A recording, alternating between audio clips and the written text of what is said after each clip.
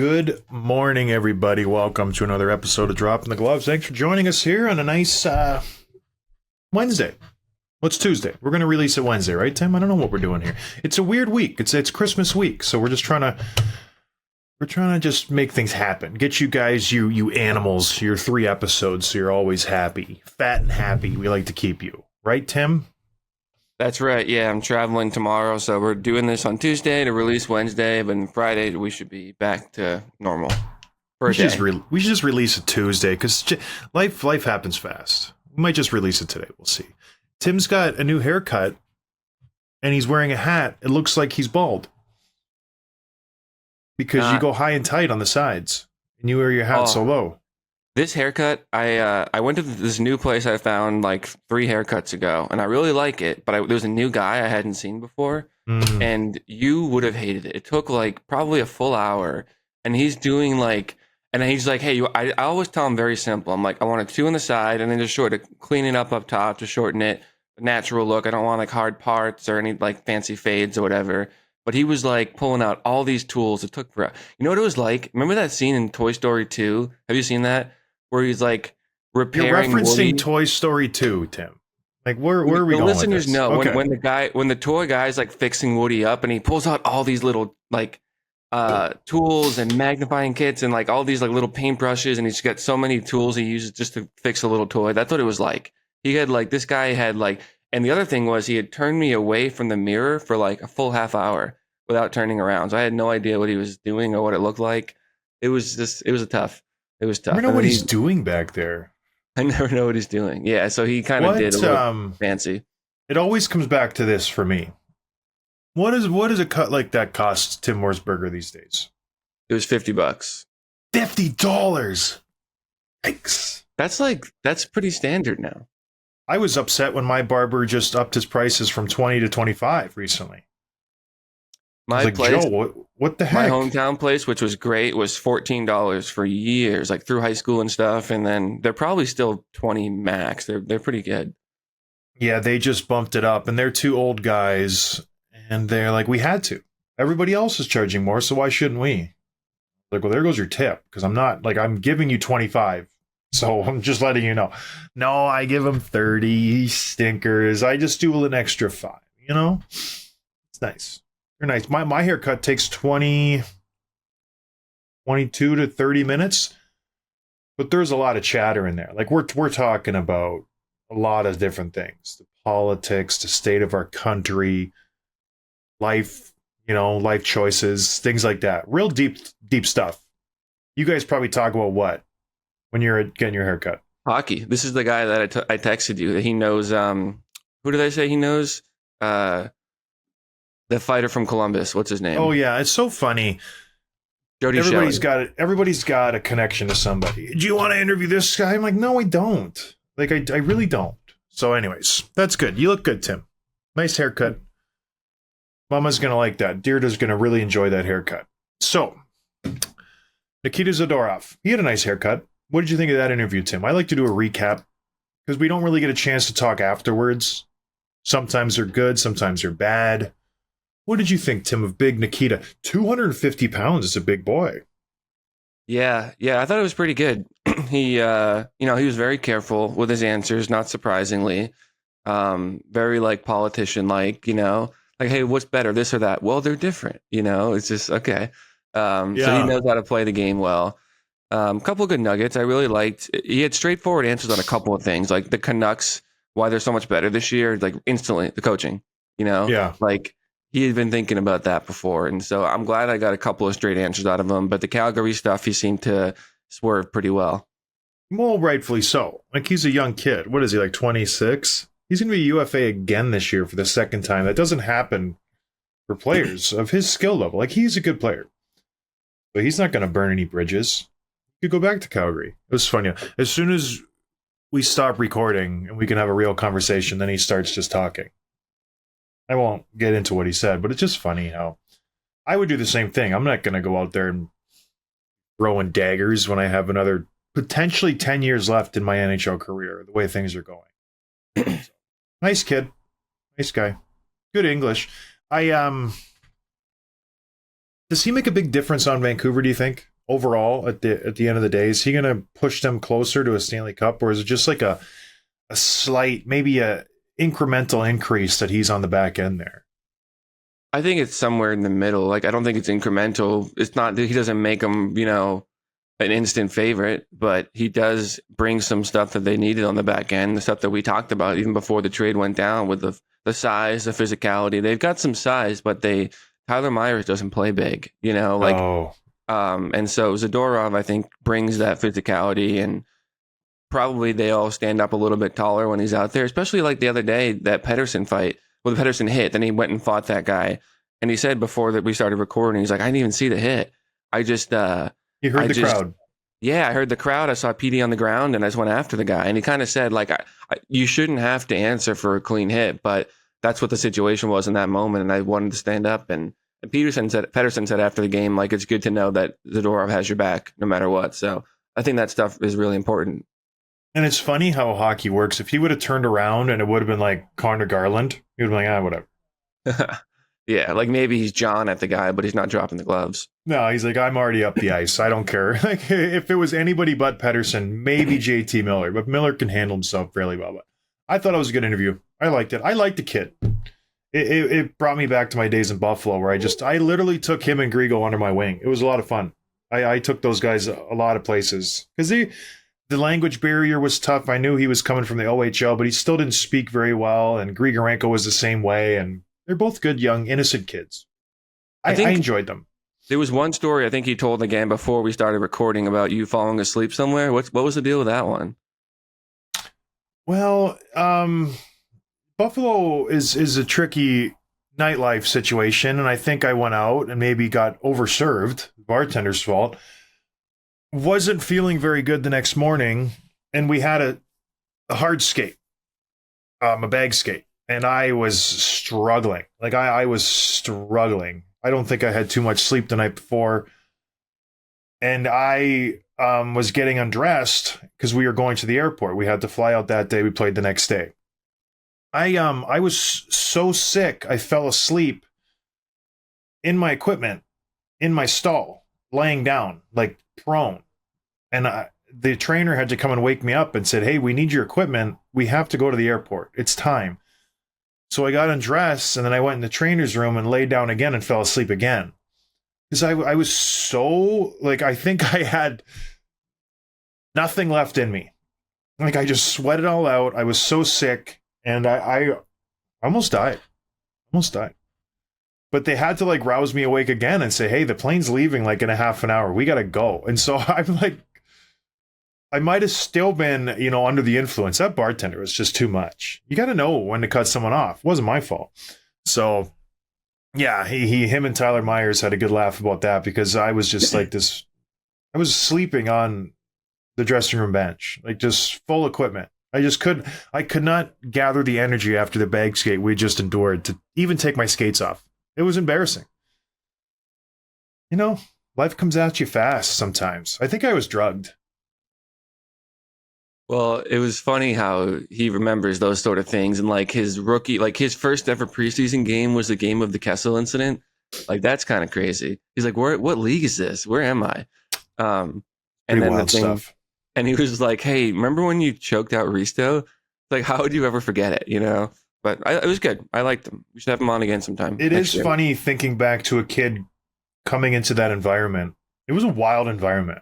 Like, it really was. We had me, Steve Ott, and Mike Weber, Patrick Coletta, and even Thomas Vanek, he said. Vanek didn't work hard at all. Van was just kind of like whatever. Like, he just had natural skill. We like to have fun. It was one of those things. We were a bad team and everybody knew it. So we're like, all right, let's lean into this. Let's just have fun. And we would go to the rink. We would work hard. We were outmatched. We weren't going to let it ruin our time. So it's just kind of one of those things. And then he was our first round pick. Like, this is the NHL? Like, not really. It wasn't really. But we had a good time. It was fun. All right, moving on, Tim. Or do you want to stay on this a little longer? Let's get into it. Let's get into Give Better. Everybody loves it's Christmas time. It's a season of giving. Everybody's having fun. You can have fun too. And you can have fun gambling. There was a heck of a lot of good hockey games on last night. There's football games. I like watching football on a Sunday. They do Saturday games now and Thursday games. Hockey every night. Go to Give Better. Jump on there. Do some gambling. And guess what? You're going to lose. It happens. Tim loses all the time. Tim's a loser.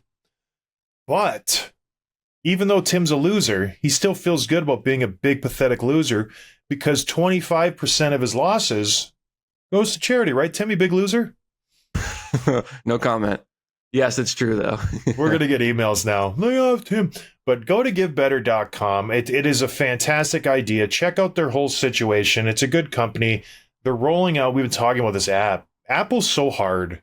They're trying to roll out this app, and there's all these little bugs they're trying to iron out. But we're gonna get that to you guys hopefully soon, and then your heads will explode because it's so fun. But go to Give Better. They're a sports gambling partner for us, and they're responsible, just like Tim. Tim's responsible, even though he's a loser. He's still responsible, right, Tim? Tim, the responsible loser. Did we just come up with a T-shirt? No, no. This is not going to be a thing. No. If you would humble yourself, it could be a thing. That is not going to be a thing. That has nothing to do with humility. Loser. Your face. On the back. Responsible loser. Lose responsibly. Lose responsibly, like Tim. Speaking of losing, the Ottawa Senators have been doing their fair share of losing lately in the last couple months. A team that came into this season with honestly aspirations of taking the next step. They had the big late season run last year. We had Brady Tkachuk on. He talked about how good it felt to play meaningful games in March and April where they were chasing down that wild card spot. Obviously didn't come to fruition, but you get that feeling. This offseason, you lose DeBrincat, but you bring in Tarasenko. DeBrincat really wasn't that much of an impact for as much as they paid him. They were hoping for more. Maybe Tarasenko would be that guy to kind of unlock the potential of these young stars. You get Josh Norris back. You re-sign Jake Sanderson to a big deal, who Tkachuk was just like waxing poetically how good this guy is, and he's been good. Well, what's going on? They are in last place in the Atlantic Division.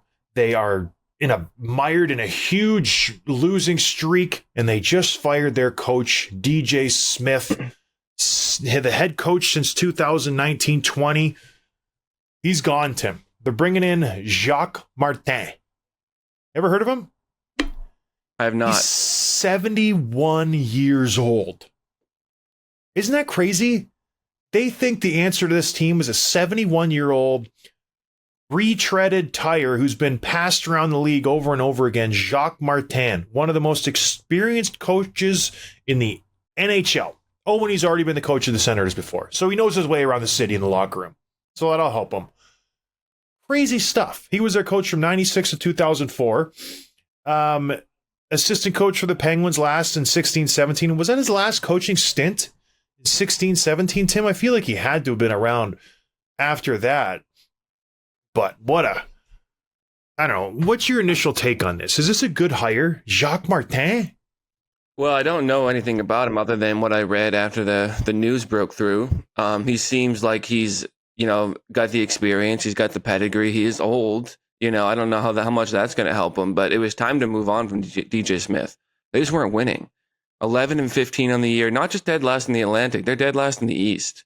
Like it was bad. And we had talked last week and a couple weeks ago about like they hadn't played as many games as other teams. So even though they were 500, maybe there's like, if they win 4 out of the next 6, you know what I mean? Like maybe they jump the standings. They lost 4 out of the next 6. Now they're 11-15. So we can't. They still have played fewer games than most of the other teams, but they have a losing record. You know what I mean? You can't use that possibility anymore. So it was time to move on. The fans had been chanting it. Even we had Brady Tkachuk on the show a couple months ago, and that had happened like shortly before that. And we asked him, and Brady has some good things to say about him. He said, "Quote: He definitely commands the room whenever he walks in." We're still talking about DJ Smith here. You definitely hear him coming down the hall with his voice, but he's been great. I wouldn't be the player I am if it wasn't for him. And a lot of players in that room could say the same thing. He's a great coach. So Brady liked him. The team liked him. Must have been a player's coach, but he just wasn't getting it done. Never made the playoffs. Never really came close. So it was time to move on. So why are they losing then? You get Jacob Chychrun last year. He was a stud defenseman. He's going to solidify the top four. They got Sanderson. They got Artem Zub, who's a pretty good defenseman in his own right. What's the deal with Ottawa right now? Are they just not getting contribution from their top line? Is the depth an issue? Is their goaltending struggling? Tim, you're an Ottawa insider if I've ever seen one. What's the deal with the Senators? Well, the goaltending is for sure is one of it. They got Korpisalo and Anton Forsberg. Both of them have losing records. Both of them have goals against averages over 3, save percentages below 9. Like these are it's just not good enough. And I was looking through like the team by team stats to see like, are the Senators scoring fewer goals? Are they allowing more goals than most other teams? But they're not. They're kind of middle of the pack in both of those areas. So it's not like a team wide thing. If you look at their stats, like Tim Stützle's got 29 points in 26 games. Giroux's got 25. Brady Tkachuk has 14 goals. Like you're getting some solid production, but it's not enough. You know, and it's interesting because last year we talked about the Senators take another step, and you said no. You were like, no, this is who they are. This is their group. Like you're waiting for something that's not going to happen. And I thought you were just a negative. You thought I was crazy, idiot, responsible loser. But it seems like you saw something here. I'm glad you brought that up because at the time, yeah, you were all in on the Senators taking that next step. And what I saw was a team that had reached its apex. Tkachuk had a fairly good year. Stützle was playing fantastic. Giroux came in and played really, really well for a guy of his age. He was 34, 35 years old, and he put up like 70 points. Batherson was playing well. You were missing Norris. But in my eyes, you're like, how much better can these guys be? And I think it's proving true where they just don't have it. Unfortunately, I like Brady Tkachuk. I like Stützle. I think he's a good player. I think they're missing a few pieces on this team. It doesn't help that Shabbat Shalom has been out for the majority of this season. I think he's played 9 games, and now he's on the LTIR, or I don't know when he's going to be back. He's a huge part of this back end. If he's healthy, you have him, Chychrun, Zub. You have a pretty solid D-core, but without him, it gets pretty thin pretty quick. I don't know. This team never had it in my eyes to start the season. I like the addition of Tarasenko. I didn't think he was going to change the world. I don't think he's better than DeBrincat by any means. Maybe he was going to revert back to the guy who was a stud 3, 4, 5 years ago, but he's old. He's worn. He's weathered. He's been through the ringer. How many more analogies can I say, Tim? He was rode hard and put away wet. You know what I mean? I don't. You don't know what that means? No, I think you made that up. No, it's a cowboy term. You ride them hard and you put them away wet. You got to dry them off first, or else they're going to get moldy and die and cold. Look it up. Well, so you look at the team, you look at the cap situation. Where do they go from here? There's not a lot of flexibility they have. The only expiring contracts are Tarasenko, Kubelik, and Brandstrom, and then like a few ELC guys. This team is their team. Yep. And Steve Staios said yesterday or Sunday, I do have faith in this group. He's a GM. I do have faith in this group. I have faith in the leadership of this group and the character of this group. I think with the right guidance and environment, if they can go to that level, there's plenty of room for optimism within our group with the individuals that we have. I think it's our job now to make sure that we study these things. A lot of words, not really saying much there. The idea is just that he thinks there's still something to this core. And I still do. I think so too. I still like this group. I still think they could reach another level. It took the Maple Leafs how many years of losing? I know they were better than this, but you stick by that group, and then finally they win a playoff series last year. Maybe they win a couple this year. I don't know. Just to blow it up, just because it's not working now, doesn't mean that you get rid of good players. But then again, how long can you hold on to this? Tim, what do you expect the GM to say? What do you expect him to say? Do you expect him to come out and say, "Yeah, we're in trouble"? Like he's the new GM. He just took over. So he's kind of stuck with these guys. Do you think he's supposed to come in and say, "Yeah, well, it ain't good. Like we need to have some major changes"? He is locked into these guys for the better part of a decade. And we were talking when they were doing this a year, 2 years, 3 years ago. when they were locking up Stützle, when they were locking up Kachuk, when they signed all these guys to long-term big deals before they had proven it, the Joshua Norris, the Drake Batherson, they were giving them big money values, and we were questioning them, and you go through them and you say, okay, it's a gamble. Maybe the gamble didn't work. Maybe you didn't want to hitch your cart to these guys. They're good players, but as a whole, maybe they don't work together. I don't know. I haven't watched too many Ottawa Senators games, I'll be honest, but with the amount of talent and individual success that you have, because, yeah, you mentioned Stützle's having a pretty good year. Kachuk's having a pretty good year. Giroux's right up there again. Batherson's, he's playing really well. So it's maybe it just doesn't work.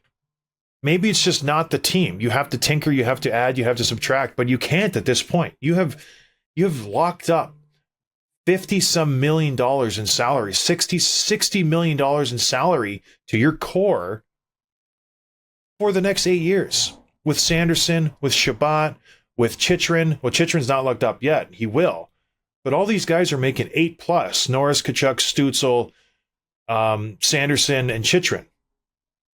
That's a lot of money for these guys. So there's no wiggle room. This is their team, and I just don't think they have it. I really don't. And you can't bring in supplementary pieces to help these guys without getting rid of what made you one. You're looking at a Toronto Maple Leafs situation where you have 5 or 6 guys making a lion's share of the cap, and then you have to fill in with the rest. Do you think a veteran's going to want to go play in Ottawa to chase a cup, or is he going to want to go to Tampa Bay or Toronto or Edmonton or Colorado or Dallas or the Rangers? Or Boston. Do you think, or Boston? I'll throw Boston in there.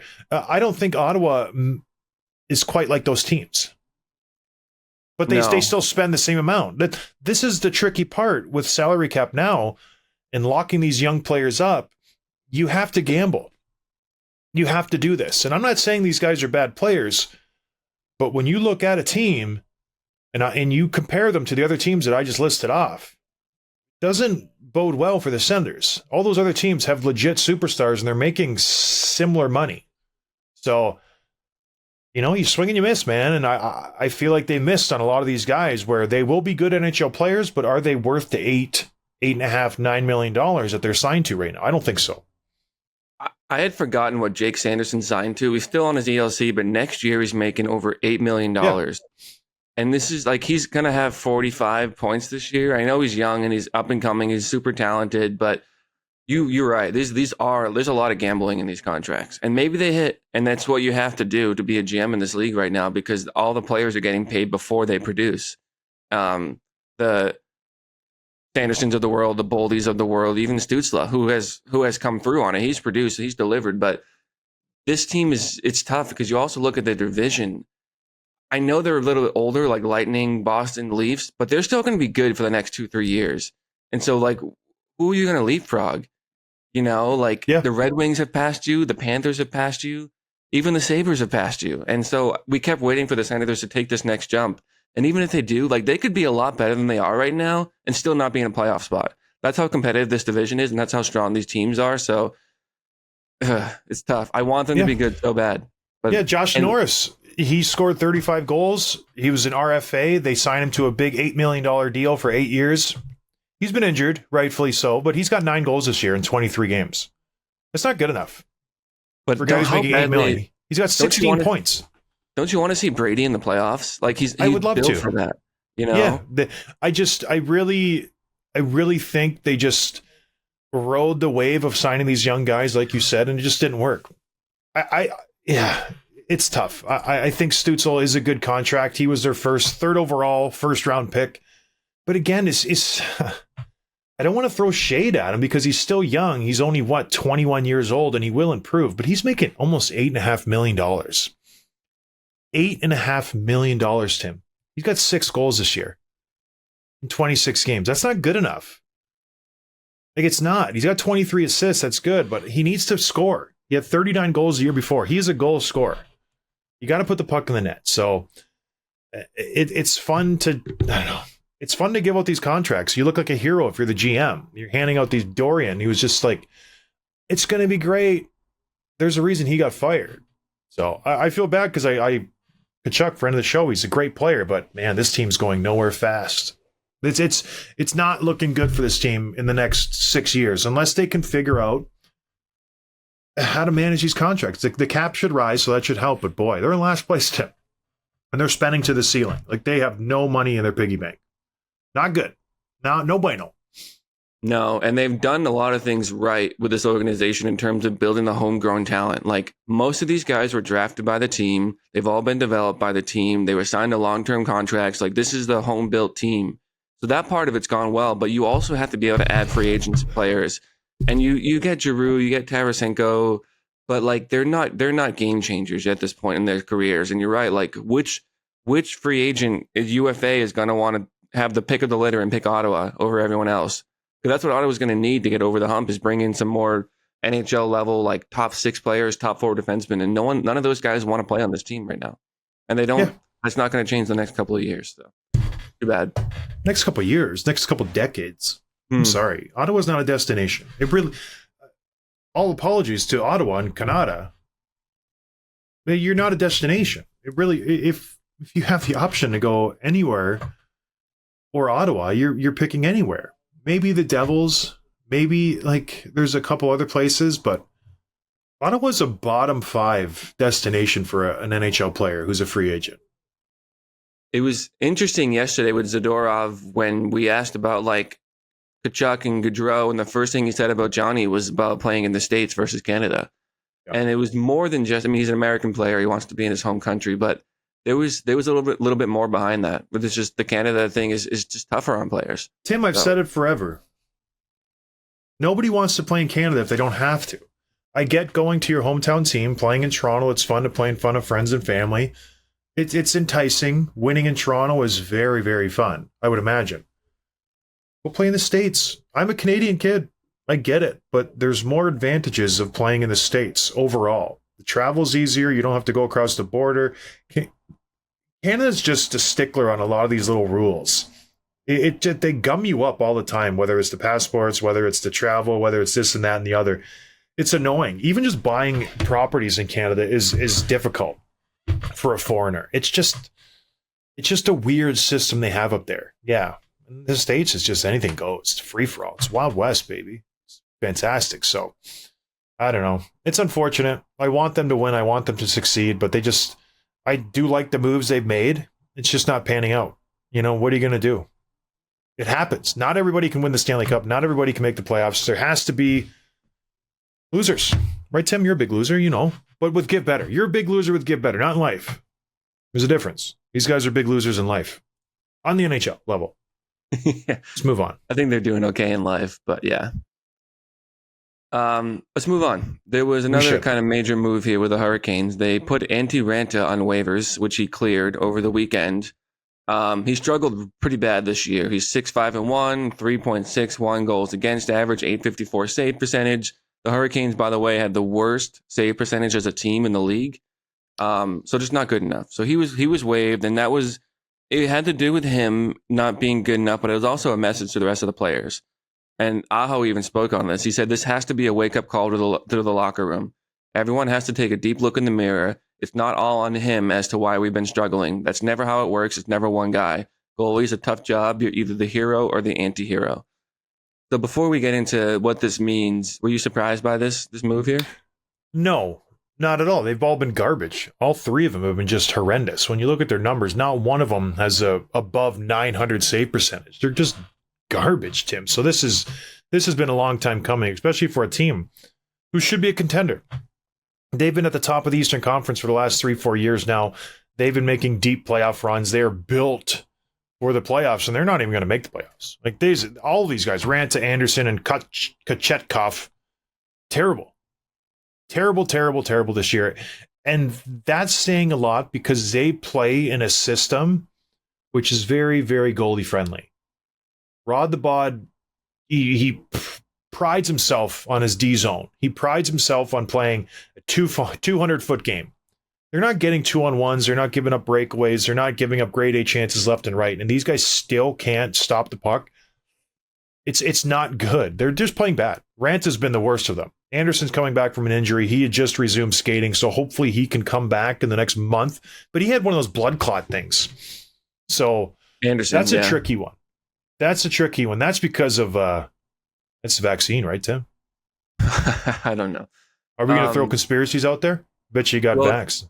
It's funny because we had posted just the other day what you said a couple of shows ago about, I don't know what's going on with Carolina, but can we say they're out of the top, cup contending teams? Because everyone had them, right? Like we all did. But the most common comment I saw was people saying basically like, hey, they never were. You know what I mean? And I was thinking about that. And it seems like, even who did we talk to recently that said they were really hard to play against? Who did we interview before Zadorov? Who was last week or 2 weeks ago? I can't remember what I did yesterday. Yeah, regardless, they were like, Carolina's a hard team to play against in the playoffs.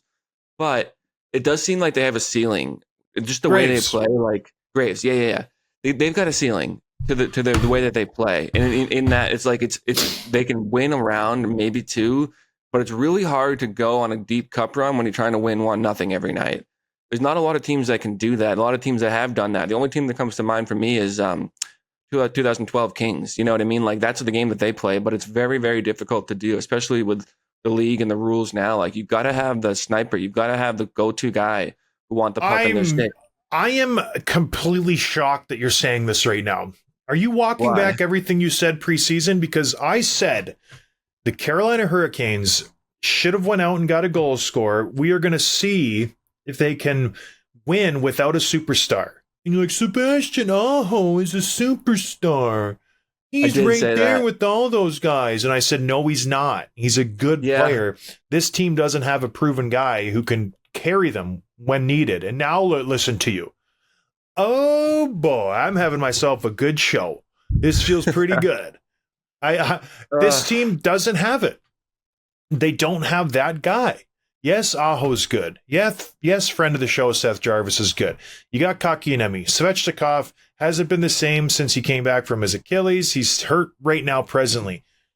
Teravainen's fun. Martinook, Stahl, Fast. They have a lot of good depth players. They got a lot of good second-line guys. Aho is really their only first-line guy. Let's be honest about that. But he ain't a superstar.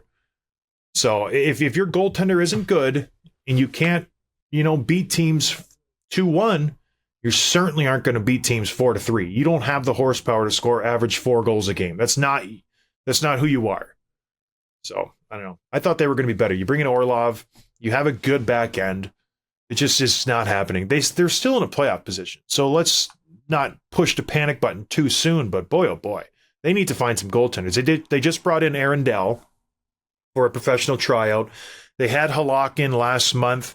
That didn't work out. They're hoping Aaron Dell can maybe come in and just be good. They don't need him to be fantastic. That's the thing about being a goalie with the Carolina Hurricanes. It's almost like you were a quarterback with the Baltimore Ravens back in the day. Just be a game manager. Don't turn it over. They need a goaltender to come in and just stop the easy pucks. That's it. You're going to get 25 shots. Stop 23 of them. That's all we need you to do. Yeah, so now Kochetkov is going to take the Lions' share of starts, but he's not even really a number one in the NHL, and his backup is this guy, Yaniv Peretz, who was signed from the Coast League.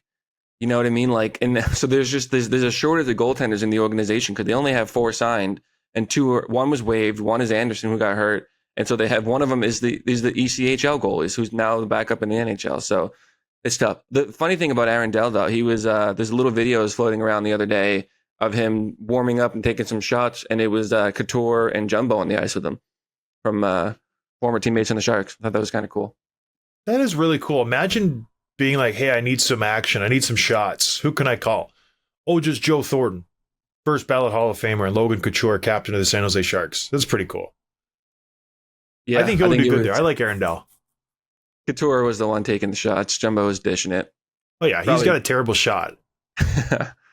It was laughable when he would shoot because he had this big sweeping wrist shot. And so when he scored, it was always like, holy moly, Jumbo scored. Because he got a terrible shot. Unbelievable. But yeah, I'm still working on him to get on the show. He's funny. But anyways, moving on, Tim. Let's do some quick hits. Brought to you by DoorDash or no? They are brought to you by DoorDash. Use promo code NATION25, all caps, for free delivery and 25% off your first order if you live in Canada. A couple things here. The Red Wings, I noticed, they are 1-5-1 since they've added Patrick Kane to the lineup. He was supposed to make them better. He was supposed to put them over the hump, and he's actually, I don't say we made him worse, but they are not playing well. which is too bad. So we'll see if they straighten the ship there. Do you think they honestly will? Let's. I don't want to cruise past this too fast, but it's been a great show for me saying I told you so. Is the Yzer plan ready to blow up again? Can we just say that? Blow the whole thing up? I was right. Nana nana boo boo. Stick your head in doo doo.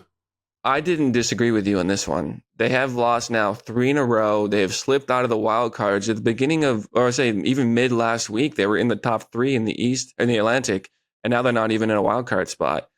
So I look at, oh man, they're out. I don't think they're going to be in the playoff spot again. Yeah, look at the 2 teams behind them, the Devils and the Lightning.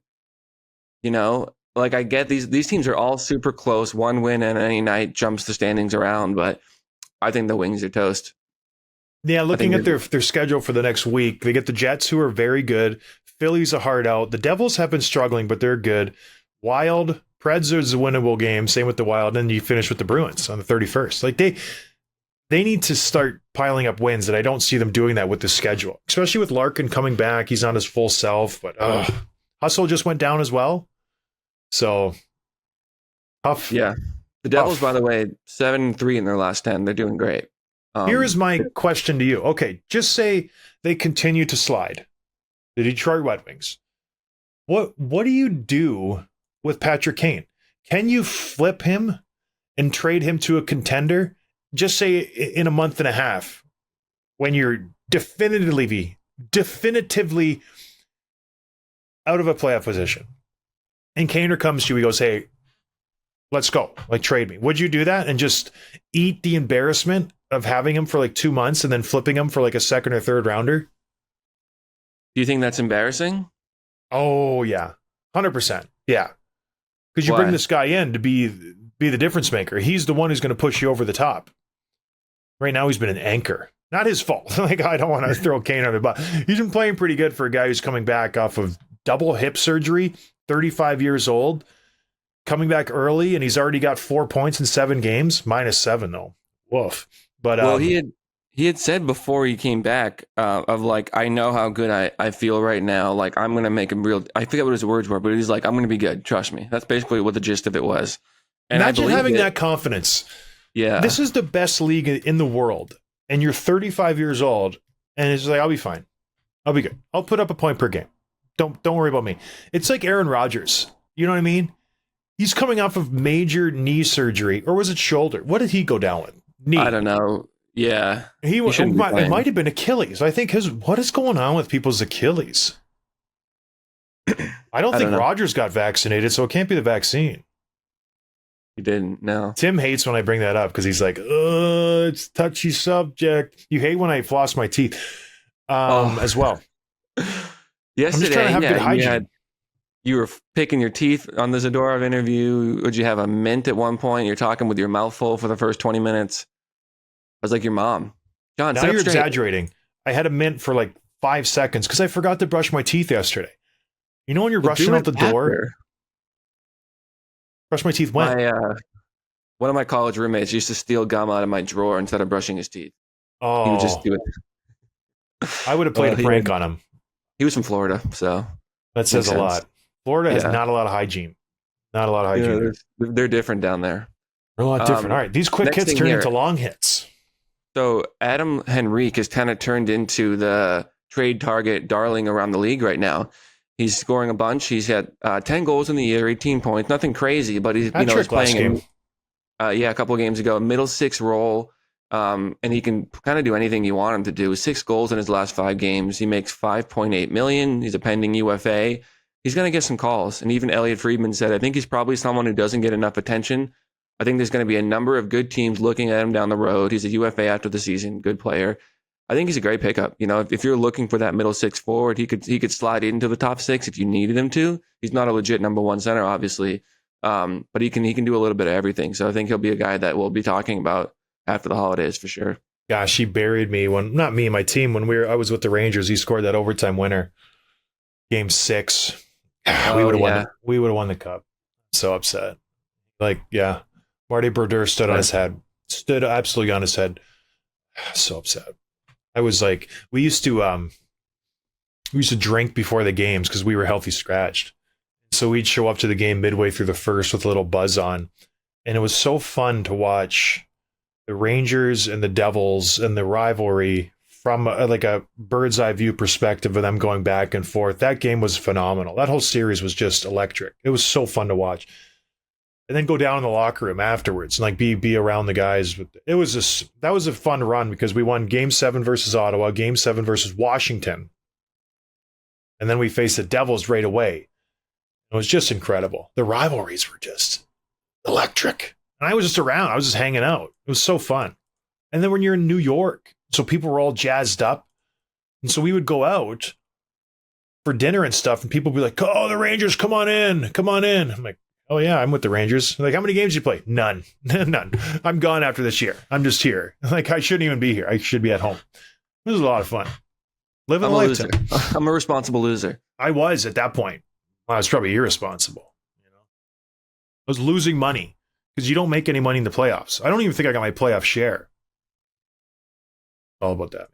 Yeah, go call them. See how that goes. You guys owe me $20,000. Remember that? Hey guys, the playoff run 12 years ago. Can I get that? I need it. All right. Yeah, what else are we doing, Tim? Oh, go ahead. A couple other quick things here. Just a reminder that Puck Doku this week, today, Wednesday, is going to be the John Scott game. Where you picked the winners and categories, right, John? How did that work? They asked me for 12 fighters, and they were going to put the thing together. Nice. So we have a partnership going through Hockey Fights with Puck Doku all week. There's going to be prizes. There's a big game that you can play throughout the week. There's also different games every day. You guys know what it is, Puck Doku. Go check it out. Check out the Fight Week tab, and you have a chance to win some merch. It's fun. Yeah. I enjoy it. I'm a good one for that game because I've been on so many teams. I use you a lot. I use Tyler Ennis. Ennis. Yeah, a lot of guys that have played. Lee Stempniak has been on like 20 teams, Zadorov. You got a little sensitive when I said you've been on 5 teams. He's like, yeah, you said 6 or 7, and he was like, no, 5. He's been around. I didn't know he played for Chicago. I was looking at his hockey reference. I was like, dang, you were in Chicago too? He's been around. How did he get to Chicago? I don't even know.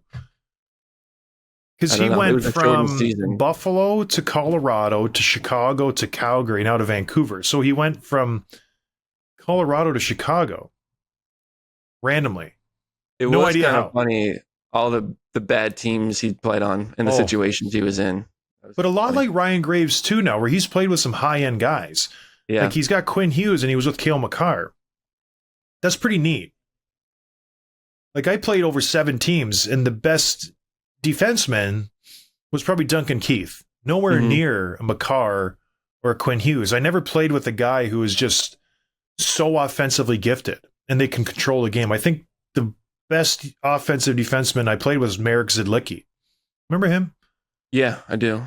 Like but even unbelievably, but not a fast skater. Well, these guys that played with Makar and Hughes and McKinnon and Crosby, who would be even the next best defenseman after Keith that you played with? Maybe Campbell? Brent Burns? Burns, yeah, Burns. That's a good point. It was funny, I had Burns in Minnesota, and then I got him again in San Jose, and how his career changed. He was so, out of control in Minnesota. Would pinch, would be caught all the time, 2-on-1s, 3-on-1s, giving up chances left and right. The coaches were so frustrated with him, they were thinking about putting him at forward. They did at a certain point. And then catching him in San Jose when he was mature. He knew when to take his chances and to jump, and he was so much better. It's amazing what a little seasoning does. I'm hijacking your quick hits here, Tim. Sorry. The last thing here is just a reminder that the NHL roster freeze for the holidays takes effect tonight or Wednesday at midnight and runs until Thursday the 28th. So there's no trades, there's no waivers, there's very limited action they can do in terms of moving guys up and down the lineup, buyout, anything like that. So we'll have a little break from the transactions for a while. Anything else, John? Who cares about that? Why would we even bring that up? I don't know. I think it's interesting. I don't think it's that interesting. Okay. This is this is nothing to do with hockey. This is a question I've seen floating around the internet recently. How many owls would you have to see in a day before you thought something must be wrong? You wrong how? The world's ending, so they're flying south? Something horrible is happening. How many owls would it take? What's the minimum? Probably 6. Okay. Why? Well, how'd you get that number? Well, because owls are pretty common around here, so I would not be shocked to see 2 or 3. Maybe they're of the same family. But if you saw 6, it might be weird because they're very, you know. At what point are you calling your wife and just seeing if everything's okay? Never. I would never do that. No. What's the answer? Is there an answer? No, it's just funny how people call, like, I don't know, maybe 6. At some point, I'm calling my mom, like, hey, Mom, listen, I saw a lot of owls today. I just want you to know that I love you, no matter what happens, you know. I think you spend too much time online, Tim. I don't. This is not an important question. It's just because you're just a loser. You can't have fun. That's fun to you? Not with you. I should have known better. You've been zinging lately. You had a good one a couple episodes ago that I laughed out loud too. It was really funny. Speaking of funny, my buddy Neil Witkowski sent me an SNL skit last night, and SNL's gone downhill lately. The quality just hasn't been good. There is a good sketch. I don't know when it was. Gosh, was it this week or last week that they portrayed George Washington?